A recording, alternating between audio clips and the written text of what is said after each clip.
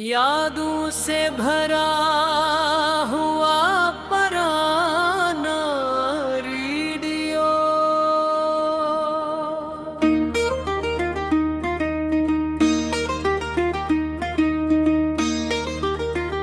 एक पुराने घर के कमरे में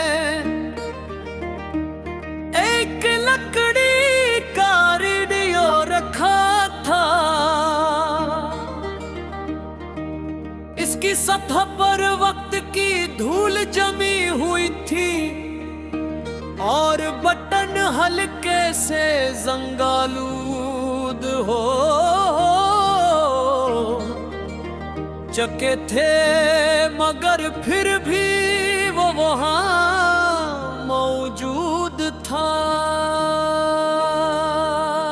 जिस किसी पुरानी कहानी को संभाले हुए हो, घर में अब ज्यादातर खामोशी रहती थी, मगर इस रेडियो की मौजूदगी से लगता था कि कभी आवाजों का एक जहान आबाद था। कहते थे जो एक जमाने में ऐसे धड़की जान था, लोग खबर है सुनते, गाने सुनते और रात गए सच इसके घर बैठक करते। मगर वक्त बदल गया, टेलीविजन आया, फिर mobile phone, radio Aahista Aahista एक कोने में रख दिया गया। एक दिन में इसके घर में दाखिल हवा, कमरा नीम तरीक था और खिड़की से आती हल्की रोशनी गर्द के ज़रात को हवा में फेरता दिखा रही थी। मेरी नजर फौरन इस पुराने रेडियो पर पड़ी। मैंने हाथ लगा कर उसे साफ किया। उसी वक्त एक बूढ़ा शख्स कमरे में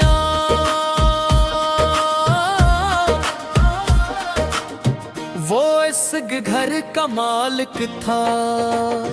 इसने रेडियो को भी था और हल्की सी मुस्कुराहट दे मैंने पूछा, क्या ये अब भी चलता है? वो आसक्ता से बोला,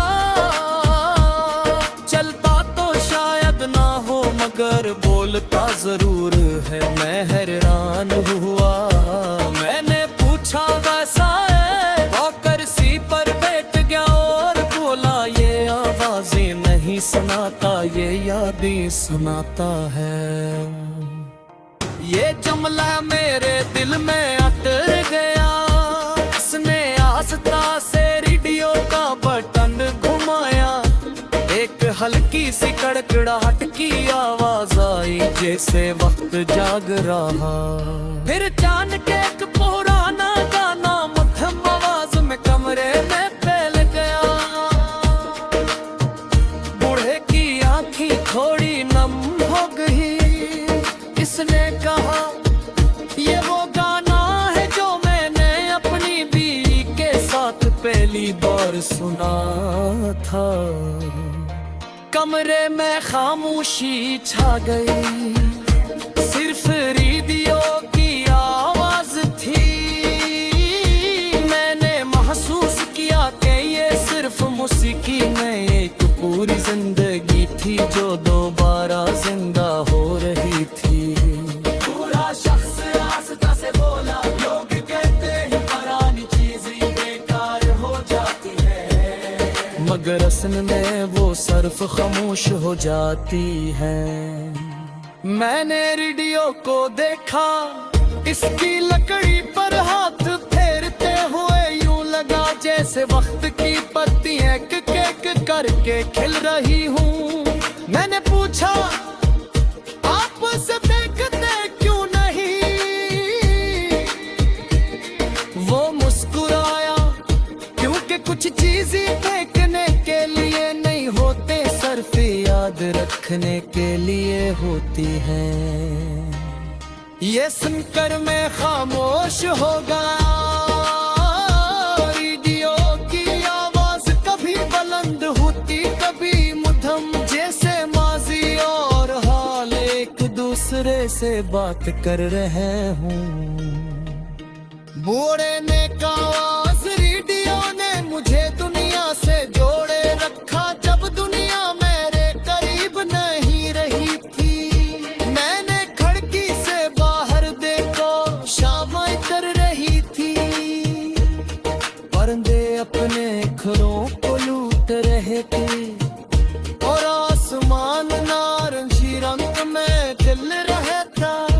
मुझे महसूस रात यही दिया सिर्फ एक आला दही, कल के एक पल है माजी और हाल के दरमियान। ओरे ने अजान फिर दे बात जर गया, बमरा फिर फागोश मुर्दिया। किस नाता है खामोशी की ये आवाज है देश से नाचा। ये जमले मेरे दिल में बैठिए अमृतसर शोर में रह कर निकल खामोशी की जो गैर मेले सुबज गए। वो थोड़े रेडियो तो दोबारा कपड़े से ध्यान किया, कैसे वो किसी पई मोटी चीज को सिला रहा हो। मैंने जाने की ओ जा सकले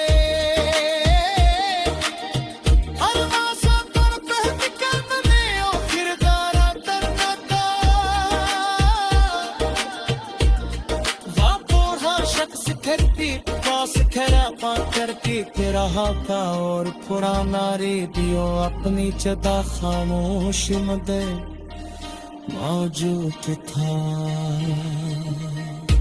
हर नकल के रहका में हर की तलक थी, चलते चलते सोच रहा तो कि कुछ कैसी दुख के साथ खदने होगी, वो सिर्फ शक्ल पर भले ही है। लिपियों शायद अब खबरें ना सुनाता हो, अगर वो उनके लोग बजने वाले यादों की आवाज था।